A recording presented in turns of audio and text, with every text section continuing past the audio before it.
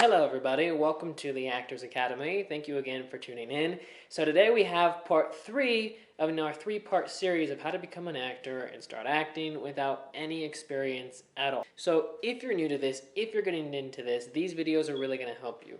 I also created it in a way though, so if you have been at it for a little bit, or even to a somewhat of an advanced level, you can still go back and watch these, and these will have points for every level in it, but these are really specifically focusing on people who are just starting out, who have no experience at all, and you need help. So if you haven't seen part 1 and part 2, I suggest you go back and watch those.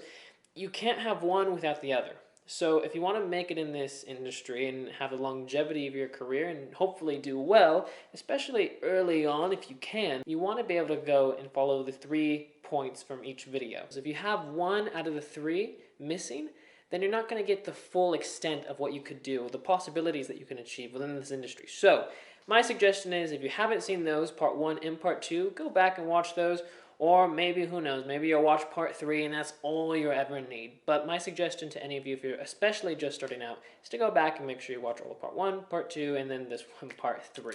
So we are going to be talking about the longevity of your career. So with part 1 and part 2, you're starting it, you're kind of able to audition either by yourself or with an agent.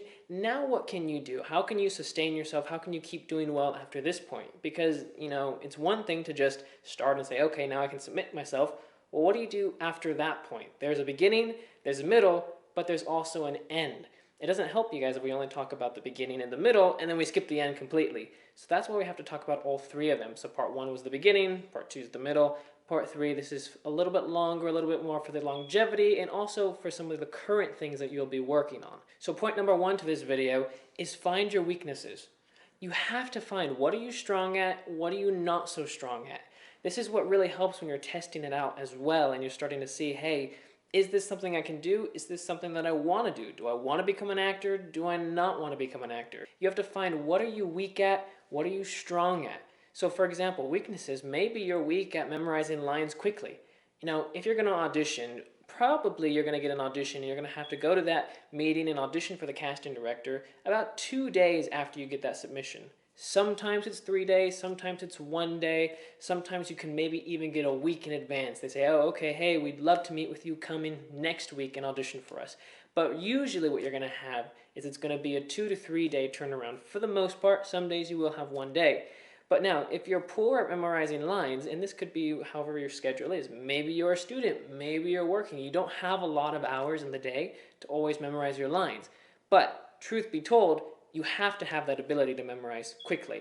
Maybe you can't do it now, but you're going to have to work your skills so you can do it at some point in the future. You have to find, what are you weak at, what are you strong at? What most actors kind of fail to do a little bit is they go through this industry and they have weaknesses, but they don't realize what the weaknesses are, and they don't work to overcome them.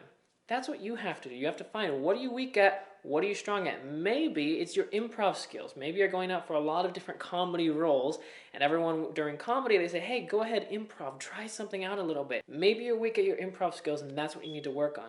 Maybe you're weak at being believable with your characters. I mean, if you can't be believable, it's really hard to be an actor, because that's what we want. We want you to be believable to an extent. Again, you don't have to become the best actor in the world in order to make it within this industry. Of course, maybe that's what you want to do. The better you are, the better chances you have. Is it a guarantee? No. But the better you are, the better chances you have. And that's my goal, to give you guys all the best chances that you guys can have. Having the best headshots, having the best ability to bring forth for your acting, being able to memorize lines quickly, it helps you to bring your chances up a little bit more. Point number 2. Be kind to the people you audition with. Be kind when you walk into the room. Be generous. You don't have to go and be a chatty box and talk to everybody when you get into the audition room, but do be kind, do be polite, be nice to everybody. Be nice to the actors who are there with you. Be nice to the person at the desk if you're signing in and there's someone there. Be nice to the casting directors. Just be kind and polite to everybody. Nobody wants to deal with your attitude. Even if the casting director is having a bad day and they're having an attitude, you still want to bring your best foot forward, because you never know. Maybe they could have had a horrible day going on and they're maybe being a little bit rude during the casting session. It doesn't normally happen, but let's imagine, for example, it does. And you're not having a great audition experience. You don't have to be rude to that casting director, but you can realize, okay, they're not being polite, but I'm going to put my best foot forward. Because then, who knows, maybe they're having a bad day today, but they're going to have a great day next month, and they're going to remember you and the performance that you gave and the essence that you brought of yourself. They're going to say, you know what, this person was great. They were really kind. They were really polite. Let's call them in. Let's call them in for this role. And then that's another opportunity for a chance for you to possibly book something. So be kind and be polite to everybody, and also bring yourself to the room. Bring your best self. Own yourself when you go into the room. A lot of people say when you go into the audition, own the room. You don't want to worry about owning the room because it puts too much pressure on you. Anytime anyone has ever told you, go in there and own the room, you're going to probably go, what the heck does that mean? Everyone has a different idea of what owning the room is. Your idea may be different than my idea. Some people think owning the room is going in and being the loudest person possible in the room. Another person thinks, okay, owning the room is talking to everybody in the room. Another person maybe thinks owning the room is going in there and being quiet and trying to see if everybody comes to them. Everyone has a different idea of what it is. It's very confusing if someone tells you how to own the room and their idea is different than your idea. So what you have to do is not own the room, but own yourself. That's what, anytime you go anywhere, own not the room, but own yourself, because it takes the pressure off of you. I talked a little bit about that in a few videos back. It might have been 3 or 4 videos back that I was talking about this if you guys want more in-depth information on it. But really, the simplest point of thinking about this is going in and owning yourself. Don't care about what other people think or what they're going to say or what they're going to do. Bring your best self to the room. Point number 3. One of the problems that actors really have is the idea of practicing. They always tell me, they're like, okay, how do I practice? What can I do? How can I practice every single day? I've talked about this a lot on my videos here, how you can practice, what you can do. I've talked about it in the 10-hour acting masterclass.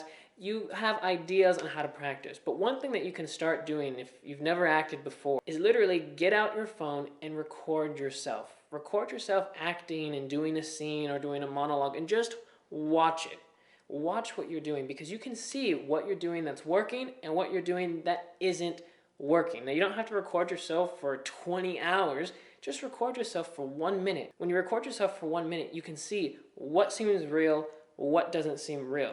We have technology, so we can use it to a degree to our advantage when we're practicing and we're working. You don't want to do it with a mirror. It doesn't really work, because with a mirror, when you're looking at yourself, even if you turn this way, your eyes are always looking at the mirror.